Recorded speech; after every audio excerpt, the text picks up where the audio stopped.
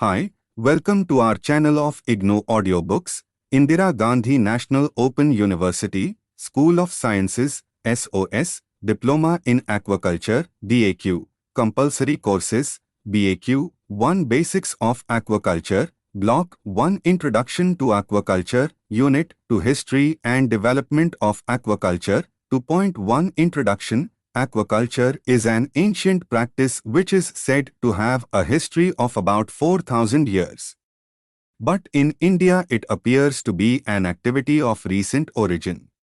The earliest form of aquaculture is culture of fishes in freshwater ponds. Pen culture is of recent origin. In India, development of aquaculture in pre-independence period was not very significant, but in post-independence period, there is an expansion of fisheries development. Activities, objectives. After studying this unit, you should be able to discuss how ancient is the origin of aquaculture, explain the origin of each method of aquaculture, identify the period of major activities in aquaculture development, and appreciate the history of aquaculture in India. To point to origin of aquaculture. Aquaculture is said to have a history of about 4,000 years. Culture of fishes in freshwater ponds is the earliest form of aquaculture. The practice took its roots in China, perhaps in an effort of fulfilling the desire of an emperor to have fish in his daily menu. It is speculated that the techniques for keeping fish in ponds originated in China, with fishermen who kept their surplus catch alive temporarily on baskets, submerged in rivers or small bodies of water. Another possibility is that aquaculture developed from ancient practices for trapping fish, with the operations steadily improving from trapping, holding, growing, and finally into complete husbandry practices. The first known treatise on aquaculture is believed to have been written around 500 BC by Fan Lei, a Chinese politician turned fish culturist. He clearly stated in his book that fish culture existed in China during his time and his fish ponds served as a source of his wealth. Over the years, the practice of pond culture spread to almost all parts of the world and is used for culturing a wide variety of organisms in freshwater, brackish water and marine environments. The earliest fish to come under the wing fold of aquaculture appears to be the common carp, Cyprinus carpio, a native of China. It was subsequently introduced in several countries of Asia and Far East by Chinese immigrants and to Europe during the Middle Ages for aquaculture in monastic ponds. Box 2.1. Monks in Europe were instrumental in disseminating aquaculture methods because each were eaten by them during fast. From the 6th century AD, the common carp lost its popularity in China, perhaps due to the fact that the Chinese name of common carp, Li, sounded identical with the sacred name of the then Emperor Li of Tang dynasty. During that period, it was inconceivable that Li could be cultured and caught for eating. This led the people to look for other candidate species for aquaculture. The choice finally fell on Chinese carps, namely grass, silver, bighead and mud carp.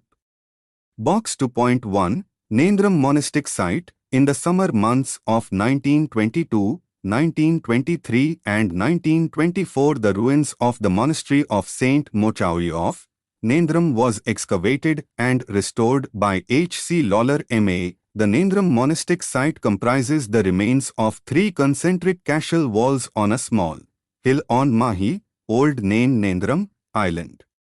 The inner enclosure contains the church, the stump of a round tower and graves. There are many walls of various buildings also between the first and second cashels. On the shore close to the side of the site, a substantial stone wall runs parallel to the shoreline for about 120 meters at a distance of about 20 meters out from the high tide line. Lawler had suggested that this was a fish pond, but it now transpires that it is a mill pond. Investigation of the so-called fish pond in the summer of 1999 led to the discovery of a stone-built tide mill and evidence of its earlier evolution. Tilapia culture is known to be practiced in Egypt almost 4,000 years ago. Some people believe that tilapia culture in Africa is older than Chinese carp culture in China. The husbandry of fish is therefore not a new phenomenon. Ancient practices based on the modification of natural bodies of water on wetlands to entrap young fish in enclosures until harvest have first evolved into more systematic and scientific methods and techniques. Other regions of the world have shorter traditions of aquaculture. In North America, it is about a century old. In Africa, aquaculture production consists exclusively of tilapia culture in ponds and dates back to 1940s. Aquaculture development is gaining momentum in Australia, New Zealand. 2.3 Various culture practices. Culture systems range from extensive to intensive depending on the stocking density of the culture organ ISMS, the level of inputs and the degree of management. In countries where government priority is directed towards increased fish production, from aquaculture to help meet domestic demand, either due to lack of access to large water bodies or overexploitation of marine or inland fisheries, aquaculture practices are oriented towards production for domestic consumption. You will study about various culture practices in the following subsections. 2.3.1 Pond culture. Pond culture is breeding and rearing of fish in natural or artificial basins. It is the earliest form of aquaculture with its origin dating back to the year of the Yin dynasty, 1400 to 1137 BC. Pond culture is carried out mostly using stagnant waters but can also be used in running waters, especially in highland sites with flowing water. Running water fish culture involves growing the fingerlings to marketable size in earthen ponds using water from rivers, irrigation canals, or plain rain water. The continuously flowing water is advantageous for fish culture as it supplies abundant dissolved oxygen. Pond layout, design of pond compartments, pond management, pond maintenance important components of pond culture about which you will study in detail later on in this course. 2.3.2 Pen culture and cage culture. Pen culture implies rearing of aquatic organisms, fish, prawns, mollusks, etc., in enclosures formed by cordoning off areas of open water bodies. Compared to pond culture, pen culture is of more recent origin. The method is said to have originated in 1920s in the Seto Inland Sea, situated between Honshu and Shikoku Islands of Japan. In early 1950s, the method was adopted in China for rearing carps in freshwater lakes. In 1970s, the practice was introduced to Philippines for culturing milkfish, chanos, in Laguna de Bay and San Pablo lakes. From Philippines, the technology was transferred to Indonesia for culturing tilapias. Pen and cage culture involve the rearing of fish within fixed or floating net enclosures, supported by frameworks made of bamboo, wood or metal, and set in sheltered, shallow portions of lakes, bays, rivers and estuaries. The wider popularity of cage culture as compared to pen culture may be due to its greater flexibility in terms of siting the structures. For example, cages may be installed in bays, lagoons, straits and open coasts as long as they are protected from strong monsoonal winds and rough seas. Floating cages can also be set up in deep lakes and reservoirs and in rivers and canal systems and even in deep mining pools which could not be used otherwise for culture due to harvesting difficulties. Fig. 2.1a Perspective view and b. parts of floating cage. Look at the screen. In general, both pen and cage culture have expanded rapidly, especially over the past 2 decades vis-a-vis the decreasing availability of land-based resources for fish culture and an increasing awareness of their merits over traditional pond culture, such as their applicability in different types of open water bodies. 2. Their high productivity with minimal inputs. 3. Socioeconomic opportunities they provide to low-income families in the rural areas held from pen and cage culture are generally high, without supplemental feeding depending on the natural productivity of the water body. Pens and cages are built around the same basic design concept, though they are different in some respects. A cage is like an inverted mosquito net with the cage bottom made of same netting material used for its 4 sides. Fig. 2.1 Fish pen does not have a net bottom. The edges of its walling fencings are anchored to the lake bottom. Fig. 2.2a Perspective of a fish pen showing nursery pen within the grow-out enclosure. B. Indicative design of a fish pen wall showing how it is anchored on the lake bottom. Look at the screen. Species of fish which are commercially cultured in cages and pens are listed in Table 2.1. Table 2.1 Commercially important species in inland water cage and pen farming. Look at the screen. Cage culture is a method of raising aquatic organisms inside a cage-like enclosure installed in suspended state in ponds, rivers, bays, estuaries and seas. The practice reported to have originated some 2 centuries ago in Cambodia, where it was a sort of general practice in the Great Lake areas to hold commercially important fishes like Clarias spp in bamboo baskets to be sold alive. The cages were trailed in water behind a fishing boat for transport to the markets. Since this often took long time, some of the catches were of smaller size. The fishermen began feeding them with trash, fish and kitchen waste. The fish grew well in cages and consequently their market value increased considerably. The practice gradually led to the longer-term rearing of fishes in cages. Cage culture method also developed independently in Indonesia, where bamboo cages were used to grow Leptobarbus holvenifrae as early as 1922.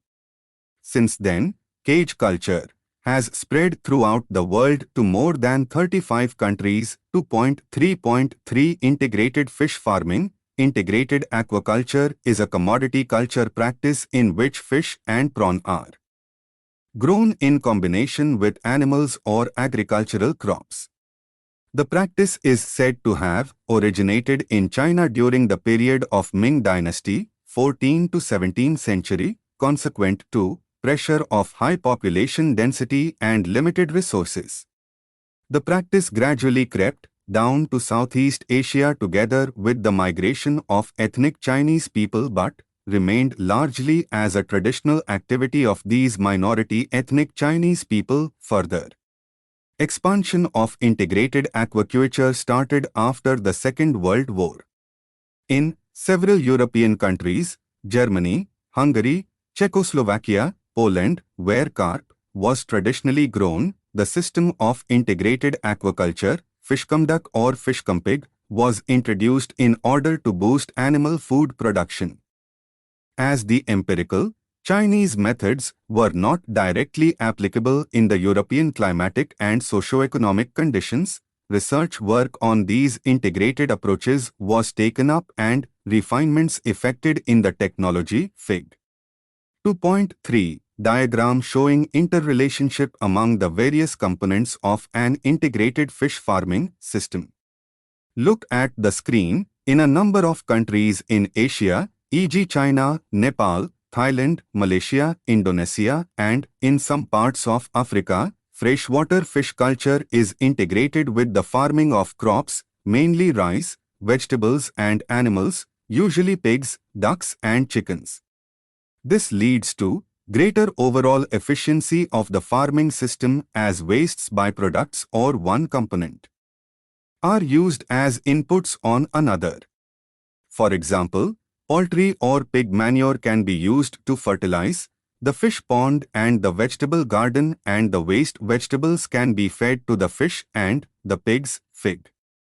2.3. 2.3.4 Coastal aquaculture.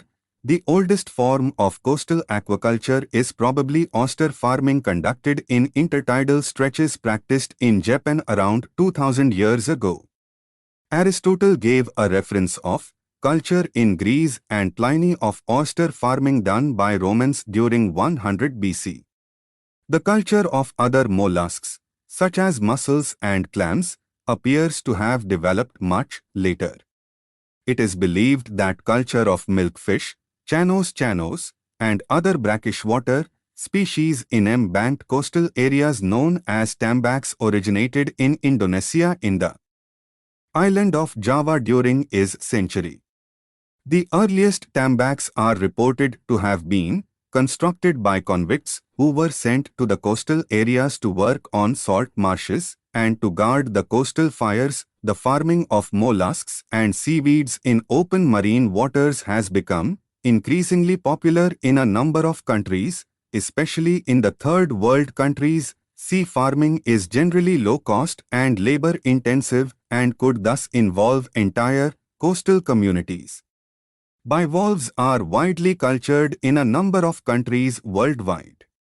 Mollusks account for approximately 35% of the total production of coastal aquaculture in terms of gross weight. The most important species for culture in Southeast Asia are mussels, clams, scallops, mainly Crassostri species. In Japan, the most commonly cultured species include Crassostri gigas, C. echinata, and C. rivularis. Systems are widely distributed in estuaries and bays which receive some runoff from land and have low salinity than the open sea. Three principal methods of system culture are used in the Philippines and Japan. I. Hanging method. 2. Stake or stick method. 3. Broadcast or sowing method. You will study in detail about these methods later in this course. Seaweed farming. The culture of the seaweed porphyra is believed to have started as early as between 1596 and 1614 in Hiroshima Bay utilizing pole and net devices originally installed to catch fish. At present, commercially seaweed culture is limited to 5 countries in East Asia, i.e. Japan, Korea, China, Taiwan and Philippines. Seaweeds, aside from being used as food, are important sources of colloids or gels. Eucuma, a red algae, is a valuable source of carrageenan, an important industrial compound used in stabilizing and improving the quality of a number of products.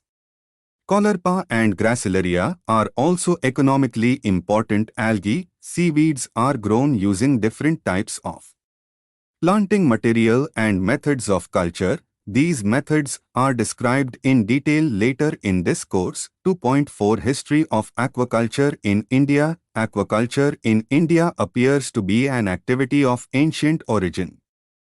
Kautilya in his Arthashastra, written around 300 BC, mentioned how fish could be rendered poisonous in tanks during war. The method of fattening fishes in ponds have been described by the king Someshwara in an encyclopedia named Mansultara written by him in 1127 AD. 2.4.1 Aquaculture development during pre-independence period. The 19th century did not witness any significant development on aquaculture scenario, except for collection and transport of carp spawn from rivers in Bihar and West Bengal and spawning of carps in wet and dry bones simulated natural environmental conditions of the flooded rivers and inundated fields where carps are bred during monsoon months.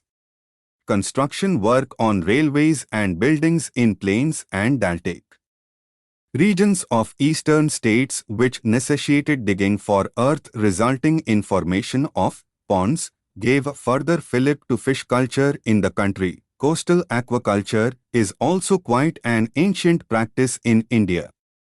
The earliest forms of Coastal aquaculture has been in vogue in the extensive backwaters of Kerala and the Sundarban mangrove swamps of West Bengal for several decades.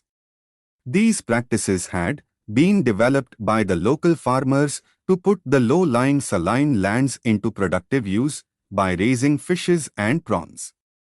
Further, wherever possible, a rotation of agricultural and aqua crops was practiced using the extremely low saline conditions during the monsoon months for paddy cultivation and the medium to high saline period for prawn and fish cultivation. Early in the Zoe century, with the establishment of fisheries departments in certain states, the aquaculture practices got extended to other parts of the country.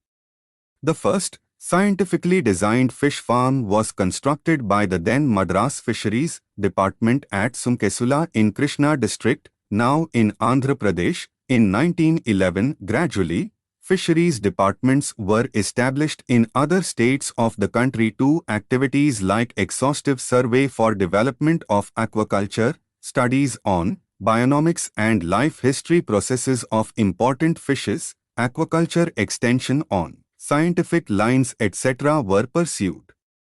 Besides food fishes, attention was also paid on culture of larvicidal fishes for biological control of mosquitoes acting as vectors for malaria, filaria, dengue, etc. In India, during pre-independence days, fisheries had been largely looked upon as a source of revenue.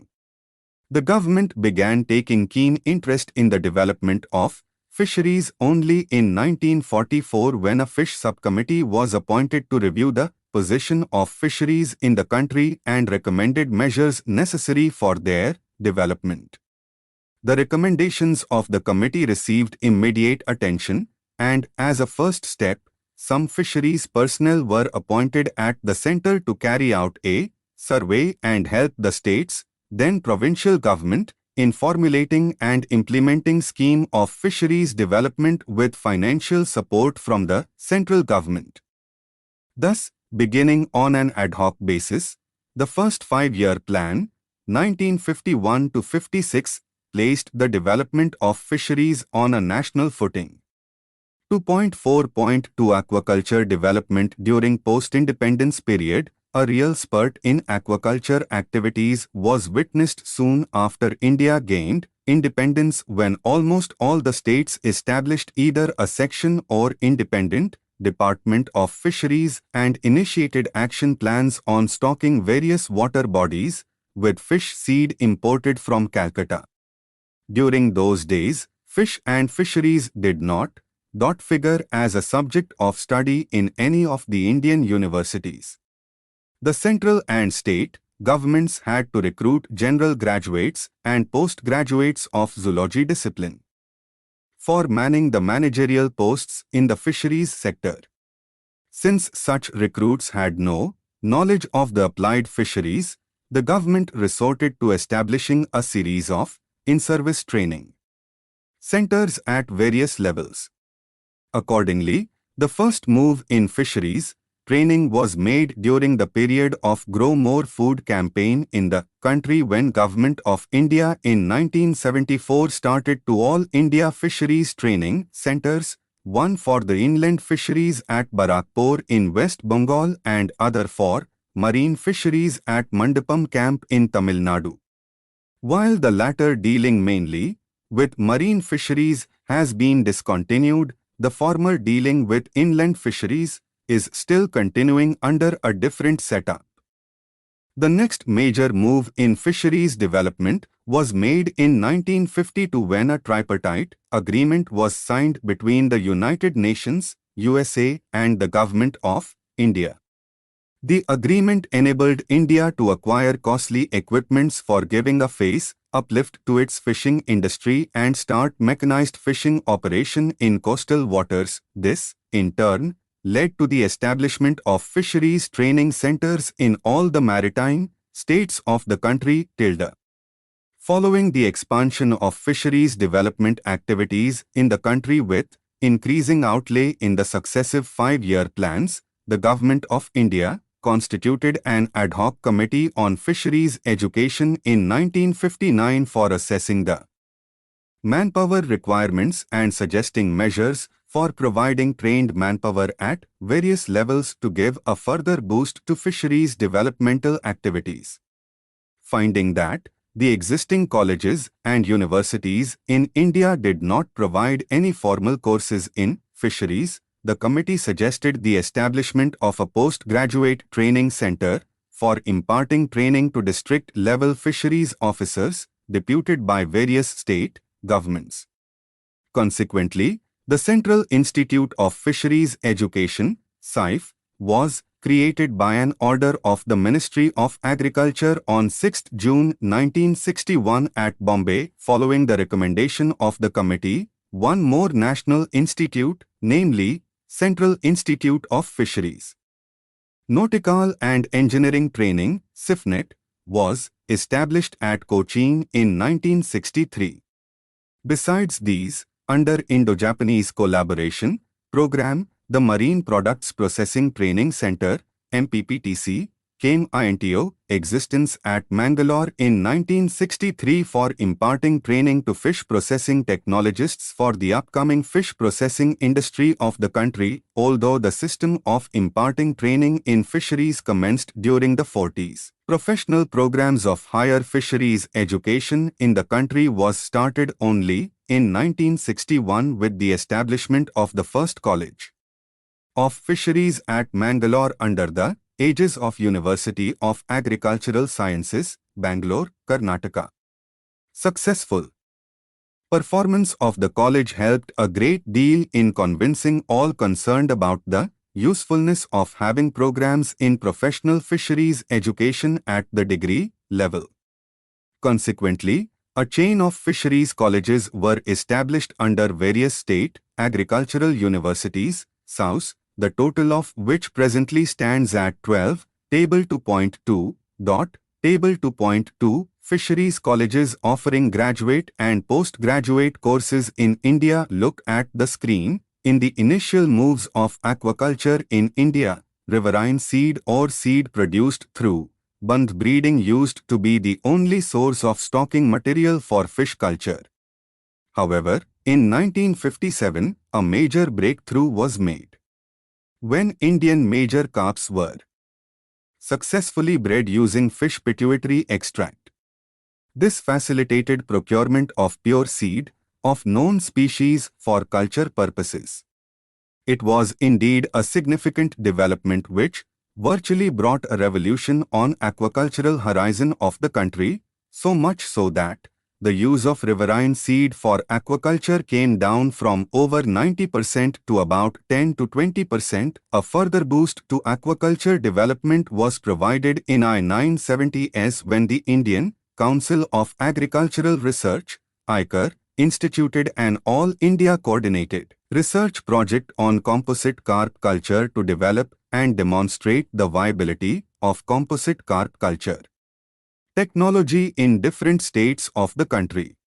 Following this, under the Rural Aquaculture Project sponsored by the ICAR in Odisha and West Bengal, the viability of the technology in farmers' ponds was further demonstrated. In 1973, a major national program of Fish Farmers Development Agency (FFDAs) was initiated at district level. It provided administrative and infrastructural support, training of beneficiaries, mobilization of inputs and extension support to fish farmers, and arranging institutional finance through bank credits. The effort helped in upgrading the technology considerably, which, in turn, also helped in improving the productivity of ponds under aquaculture. An all-India coordinated research project on brackish-water aquaculture was launched by RCAR in 1973. The project sought to develop semi-intensive technology for monoculture of shrimps, viz. Peneus monodon and P. indicusi, and fishes, chanos, Mughal cephalus, Legia persea, L. tade, Atroplus suritensis and Lates, calcarifer.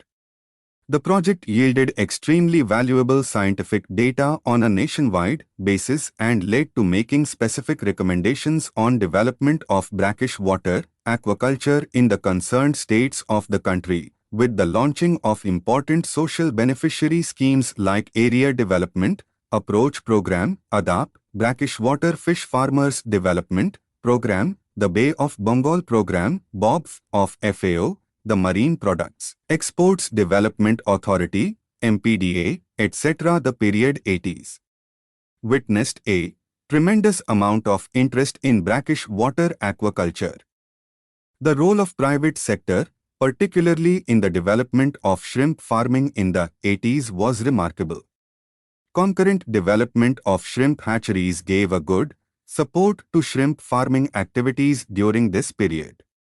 However, a major problem that haunted shrimp farmers was the feed commercial aquaculture of shrimps, largely P. monodon, came to be practiced in India during early 90s when, under the guidance of foreign experts, some enthusiastic entrepreneurs tried to initiate the technology of shrimp farming of neighboring Southeast Asian countries.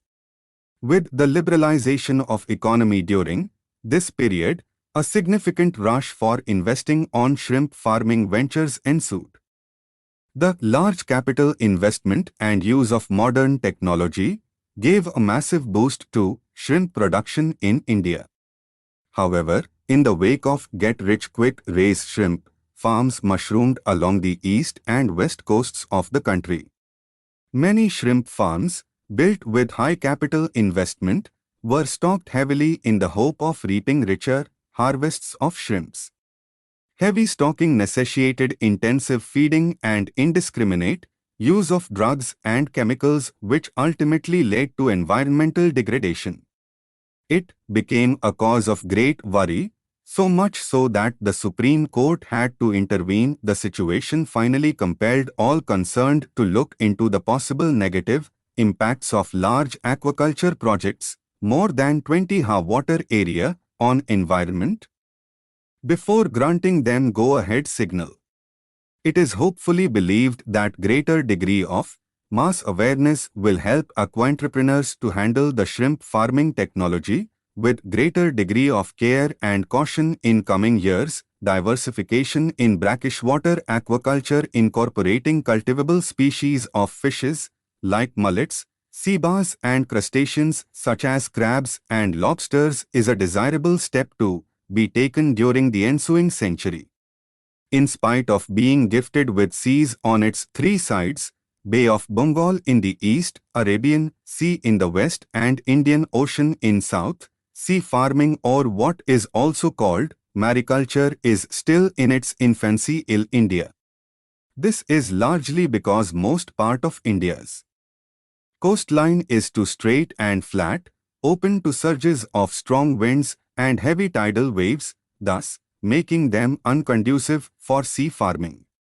However, some bays are there, such as in Gulf of Kutch, Konkan Coast, Goa, Northern Karnataka, Lakshadweep, Gulf of Mannar and Andaman and Nicobar Islands, which could be brought into use for sea farming. Steps like upgradation of available sea farming technologies and their transfer to coastal fisherfolk through impactful extension techniques are required to be taken to popularize sea farming in India. 2.5 Summary. You have learnt in this unit that times culture of fishes in ponds is the earliest form of aquaculture and the earliest fishes to come in the wingfold of aquaculture were the common carp in China and tilapia in Egypt times, while pen culture practice of aquaculture took its origin in Japan in 1920 as the cage culture originated independently at two places, one in Kampuchea and another in Indonesia.